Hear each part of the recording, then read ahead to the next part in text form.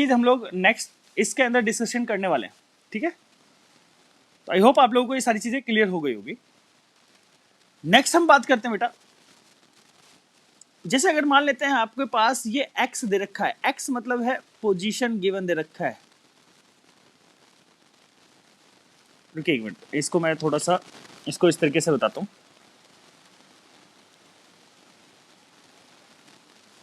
इसको मैं इस तरीके से डिफाइन करता हूं। देखिए बेटा, इक्वेशन ऑफ मोशन की बात करता हूं। Equation of motion,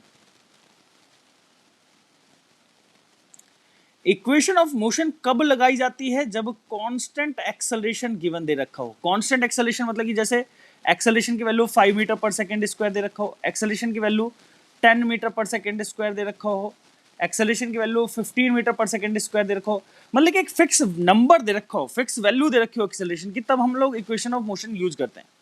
equation of motion की 3 इक्वेशन ऑफ मोशन है बेटा। v is equal to u plus a t, ये फर्स्ट इक्वेशन ऑफ मोशन है। Second equation of s is equal to u t plus half a t square होता है, second equation of motion. Third is equal to v square is equal to u square plus 2as, ये हमारे पास third equation of motion होगा बेटा। ये 3 equation of motion तब use करना जब आपके पास एक्सेलरेशन की वैल्यू कांस्टेंट गिवन दी गई हो। अगर एक्सेलरेशन कांस्टेंट नहीं है तब ये वाला इक्वेशन डज नॉट यूज, ये इक्वेशन यूज आप लोग नहीं कर सकते। कब नहीं कर सकते बेटा ये इक्वेशन? जब एक्सेलरेशन कांस्टेंट नहीं हो। अगर आपको क्वेश्चन में गिवन दे दिया कि हमारा पार्टिकल जो है वो 5 मीटर पर सेकंड स्क्वायर एक्सेलरेशन से मूव कर रहा है, तो बेटा वहां पे आप इक्वेशन ऑफ मोशन यूज कर सकते हो, क्योंकि एक्सेलरेशन कांस्टेंट वहां पे। हम लोग क्वेश्चन की प्रैक्टिस करेंगे तब जब ज्यादा बेटर तरीके से समझेंगे। अब देखिए, ये इक्वेशन ड्राइव कैसे हुई, इस चीज के बारे में हम लोग ज्यादा बातें करेंगे इस चीज के अंदर। चलिए, फर्स्ट इक्वेशन ऑफ मोशन,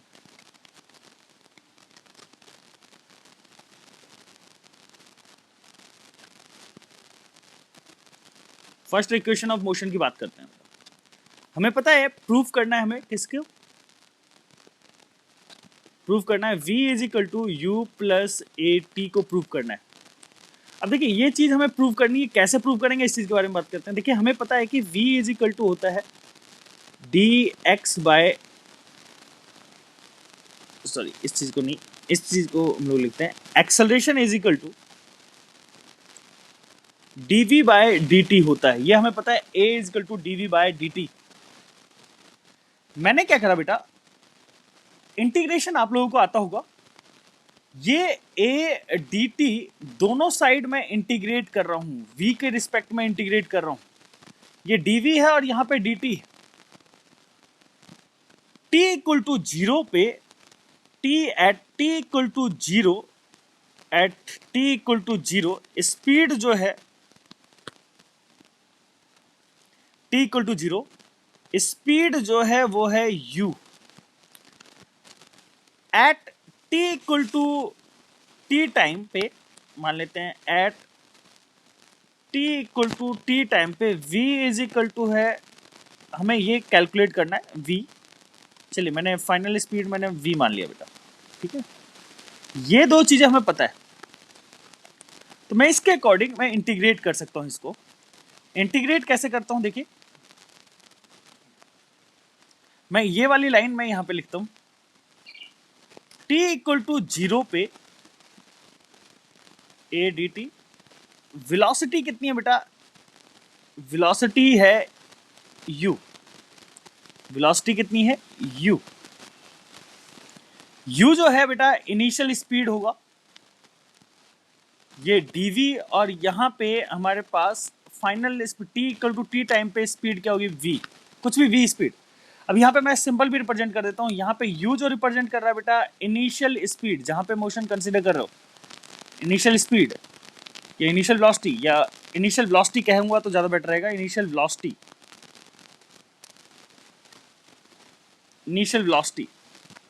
ठीक है, ठीक है। यहाँ पे वेक्टर सिंबल लगा देता हूँ, v vector, u vector, a vector, है ना, तो ये ज़्यादा बेटर रहेगा।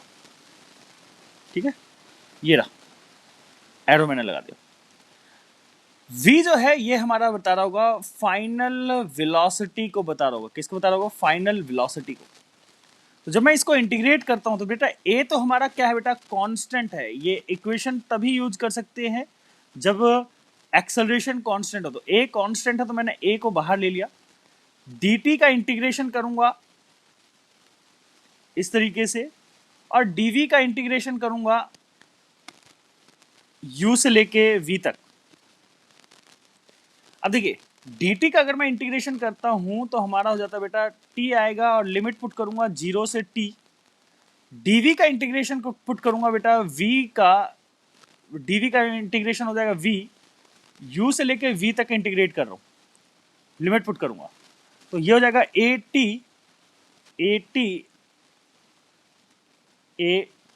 माइनस 0 डेट is equal to upper limit पहले पुट करेंगे। अपर लिमिट पहले पुट करते हैं, जैसे फॉर एग्जांपल ये वाला हमारा t था तो t पहले पुट करा, फिर माइनस, फिर लोअर लिमिट पुट करा तो t माइनस 0 आ गया। फिर यहाँ पे भी वही, पहले v जो है अपर लिमिट पुट करेंगे, v माइनस, नीचे लोअर लिमिट u पुट करेंगे तो हमारे पास आ जाएगा बेटा at डेट is equal to v minus u and u plus at is equal to v। ये हमारा इक्वेशन ऑफ मोशन ड्राइव हो चुका है। कोई डाउट है तो पूछ सकते हो बेटा, कोई डाउट है तो पूछ सकते हो। हाँ बेटा, हाँ बेटा, अगर आपको क्वेश्चन में बोला गया होता कि इनिशियल वेलोसिटी 0 है तो आपको u 0 लेना होता। ठीक है, कोई बोला होता कि भाई पार्टिकल रेस्ट से स्टार्ट हो रहा है तो इनिशियल वेलोसिटी 0 करना होता। कोई जरूरी नहीं है कि इनिशियल वेलोसिटी 0 ही हो हमेशा। मैं बोलूँ कि कोई पार्टिकल को मैं 10 मीटर पर सेकेंड से फेंक रहा हूँ तो इनिशियल वेलोसिटी 10 मीटर पर सेकेंड हो जाएगी बेटा, है ना। तो इसको आप लोग वैसे लेके चलोगे, है ना, इनिशियल वेलोसिटी 0 नहीं कंसिडर कर सकते, है ना। आपको क्वेश्चन के अंदर मेंशन होगा तब आप कंसिडर करिए, यू को 0 पुट कर दीजिए यहाँ पे।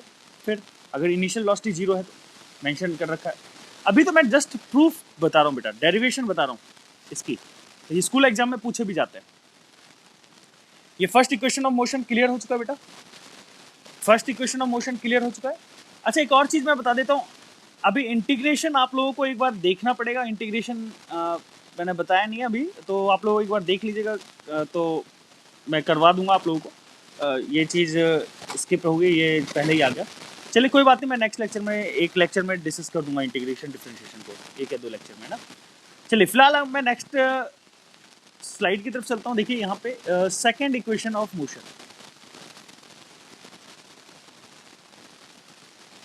थोड़ा बहुत आप लोगों को आइडिया होगा क्योंकि स्कूल में आप लोगों को इतना तो बता दिया हुआ, इंटीग्रेशन डिफरेंशिएशन छोटा मोटा, थोड़ा बहुत तो आप लोगों को आइडिया होगा। चलिए अब देखिए यहाँ पे, देखिए बेटा, आप लोगों को पता है कि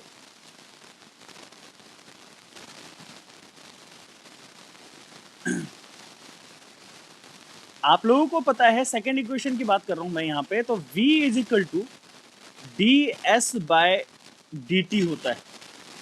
v is equal to ds by dt, या फिर मैं dx बाय dt बोल देता हूँ। चलिए x by dt, dx by dt, dx by dt, ठीक है बेटा। अब यहाँ पे मैं इसको dx बाय dt, ये v इधर आ जाएगा और dt इधर आ जाएगा और ये dx इधर हो जाएगा बेटा। दोनों साइड इंटीग्रेट कर देता हूं। At t equal to 0, x initial जो होगा वो मैंने, x जो होगा वो x इनिशियल मैंने मान लिया x1।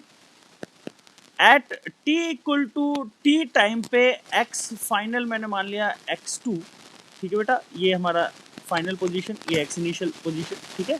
इन दोनों का मैं यूज करूंगा बेटा। अच्छा ठीक है, ये बात ध्यान रखिएगा। यहां पे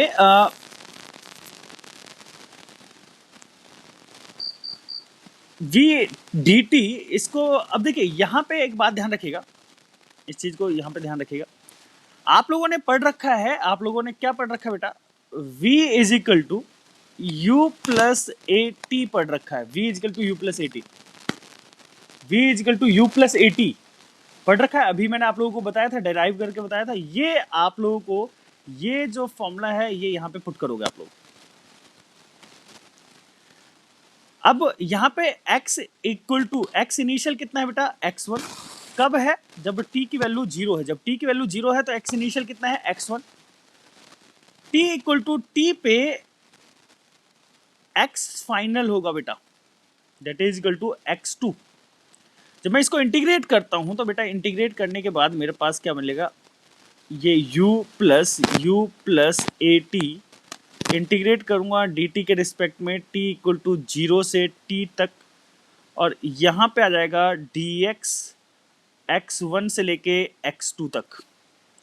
आई होप आप लोगों को ये पॉइंट क्लियर हुआ होगा। इसको अगर हम लोग थोड़ा सा और मॉडिफाई करें तो देखिए यहाँ पे मैं इंटीग्रेट करूंगा u के रिस्पेक्ट में, u dt इंटीग्रेट करता हूँ u dt t equal to 0 से t तक plus integration of a t d t equal to d x x1 to x2। ये बेटा डेरिवेशन पूछी जाती है, स्कूल में पूछी जाती है बेटा।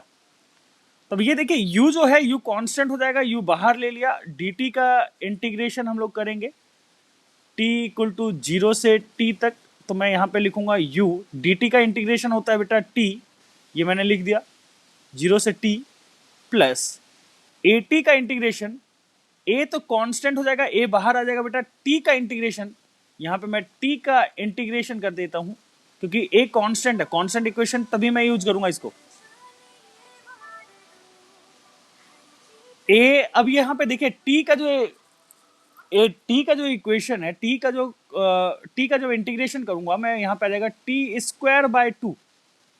इंटीग्रेशन इतना आप लोगों को समझना पड़ेगा बेटा, आप लोगों को आना चाहिए। dx का इंटीग्रेशन होगा बेटा x, और यहाँ पे x1 से लेके x2 तक इंटीग्रेट करोगे तो यहाँ पे हमारे पास x2 माइनस x1 आ जाएगा, क्योंकि पहले मैंने अपर लिमिट पुट करा फिर लोअर लिमिट पुट करा। अब देखिए ये हमारा x2 माइनस x1, ये जो चीज बता रही है ये final position minus initial position, तो मैं इसको क्या बोल सकता हूँ बेटा, s बोल सकता हूँ। डिस्प्लेसमेंट आप लोगों को पता है कि डिस्प्लेसमेंट को s सिंबल से रिप्रेजेंट करा जाता है, this is equal to delta x that is equal to x2 minus x1, ये हो जाएगा। This is the displacement vector, मैं लिख सकता हूँ बेटा x2 माइनस x1 वेक्टर, ठीक है। अब यहाँ पे देखिए a बाय 2 और यहाँ पे t स्क्वायर माइनस 0 ये आ जाएगा बेटा, प्लस इसको मैं सॉल्व करूंगा तो u t आ जाएगा। तो अगर मैं इस इक्वेशन को फर्दर लिखूं, सॉल्व करूं थोड़ा सा ज्यादा बेटर तरीके से, तो आपके पास आएगा बेटा s vector is equal to u vector t plus half a vector t square, s is equal to u t plus half t square, ये आ जाएगा बेटा। आई होप आप लोगों को थोड़ा बहुत समझ में आया होगा। इंटीग्रेशन की वजह से थोड़ी सी हो सकती है प्रॉब्लम हो, क्योंकि इंटीग्रेशन आप लोगों को मैंने बताया नहीं अभी, है ना। तो ये थोड़ा सा आप लोगों को स्कूल में जरूर करवा दिया होगा। आई होप आप लोगों को समझ में आया होगा। नेक्स्ट इक्वेशन ऑफ मोशन की तरफ चलते हैं बेटा। देखिए थर्ड इक्वेशन ऑफ मोशन,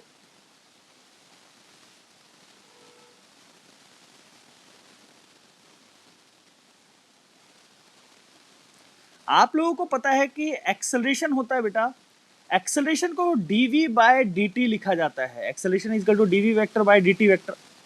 इसको मैंने क्या करा बेटा, ds वेक्टर से डिवाइड कर दिया, ds vector divided by ds vector, है ना। या फिर मैं ऐसे कर सकता हूँ, ऐसा करता हूँ, चलिए ds वेक्टर ही लिखते हैं, ठीक है ना, डिस्प्लेसमेंट वेक्टर, है ना।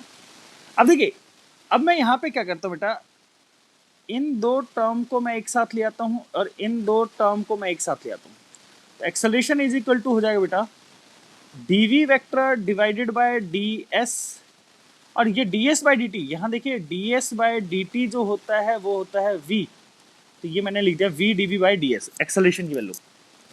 अब देखिए मैंने क्या करा, a वेक्टर इधर आ गया और ds वेक्टर इधर आ गया, v dv ये हो गया, दोनों साइड इंटीग्रेट करता हूँ। जब s की वैल्यू 0 थी तब v की वैल्यू जो होगी u होगा, वेलोसिटी इनिशियल वेलोसिटी होगी जब initial displacement, final velocity v जब डिस्प्लेसमेंट s होगा।